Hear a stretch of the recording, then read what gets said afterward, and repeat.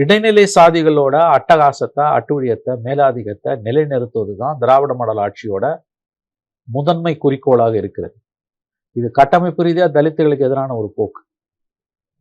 இது திராவிட மாடல் ஆட்சியோட சாதனை, அருட்கொடைன்னு கூட நம்ம சொல்லலாம். அதாவது இடைநிலை சாதிகளோட அட்டகாசத்தை, அட்டூழியத்தை நிலைநிறுத்துவது, அதை நல்லா என்கரேஜ் பண்றது, தலித்துகளுக்கு எதிரான போக்கை கூடிய வரைக்கும் எவ்வளவு தூரம் அதிகரிக்க முடியுமோ அதிகரிக்கிறது, தெரிஞ்சோ தெரியாமலோ.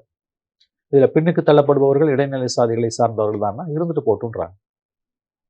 இதுல இன்னொரு முக்கியமான விஷயம் பார்த்தீங்கன்னா, கோகுல்ராஜ் கொலை வழக்குல கைதாகி தண்டிக்கப்பட்ட குற்றவாளியான யுவராஜ் வெளில வராரு. அவருக்கு அவ்வளவு பெரிய ஒரு வரவேற்பு கிடைக்குது.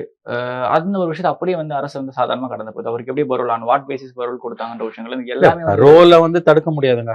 ஒரு 10 வருஷமா என்னமோ அது கிட்டத்தட்ட 10 வருஷமா இருக்க கேஸ் அது. பரோல் எல்லாம் தடுக்க முடியாது. எனக்கு அதுல உடன்பாடு கிடையாது. அதாவது பரோல் கொடுக்கறது ஒரு மனிதனான ஒரு கைதியோட அடிப்படை உரிமை. பட் அதுக்கு கொடுக்கப்படுகிற வரவேற்பு இருக்குல்ல, அப்ப சமூகம் எங்க நிக்குது? முழுக்க முழுக்க அரசாங்கமோ அல்லது ஒரு கட்சி, நீங்க ஆளுங்கட்சினால திமுகவோ தான் தமிழ்நாட்டில் நிலவக்கூடிய சாதிய கொடுமைகளுக்கு காரணம் என்று நான் சொல்லவில்லை. நிச்சயமாக சொல்லவில்லை. இது 1000 ஆண்டுகளா இருக்கக்கூடிய ஒரு போக்கு. ஒரு கட்சியோ ஒரு அரசை நான் குறை சொல்ல மாட்டேன். திமுகவையோ அரசையோ கண்டிப்பாக அதை நான் குறை சொல்ல மாட்டேன். ஆனால் ஆட்சியாளர்கள் என்கின்ற முறையில் கலப்பு திருமணங்களுக்கு, காதல் திருமணங்களுக்கு, சாதி மறுப்பு திருமணங்களுக்கு பாதையை ரொம்ப தெளிவானதாகவும் இலகுவானதாகவும் மாற்றிக் கொடுப்பது தான் ஆட்சியாளர்களோட வேலை. சட்டமும் அதை தான் சொல்லுது. ஆனால் நடைமுறையில் நீங்கள் அதை பற்றி கிஞ்சித்தும் கவலைப்படாமல் காதல் ஜோடிகளுக்கு எதிரான போக்கை பெற்றோர்கள் எடுக்கும்போது அதை ஆதரிப்பதும், ஆதிக்க சாதிகளுடைய மேலாதிக்கத்தை தெரிஞ்சோ தெரியாமலோ வளர்த்தெடுப்பதும், அதற்கு ஆசீர்வாதம் கொடுப்பதும் இன்றைய நடைமுறையாக மாறி இருக்கிறது. இது திமுக வெட்கி தலை குனிய வேண்டிய விஷயம்.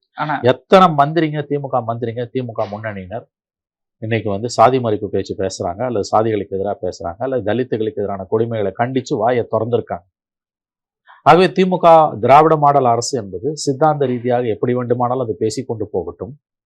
நடைமுறையில் அது கட்டமைப்பு ரீதியாக தலித்துகளுக்கு எதிராக இருக்கிறது என்பதுதான் நடைமுறையில் இருக்கக்கூடிய விஷயம். இதை அவர்கள் ஒப்புக்கொள்ள மாட்டார்கள். ஆனால் இதுதான் உண்மை. ஏன்னா கலப்பு திருமணங்களுக்கான எதிர்ப்பு என்பது நன்றாக நினைவு வைத்துக் கொள்ளுங்கள், அது தலித்து விடுதலைக்கான எதிர்ப்பு.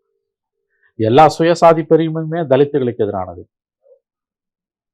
கலப்பு திருமணங்களுக்கான எதிர்ப்பும் அதை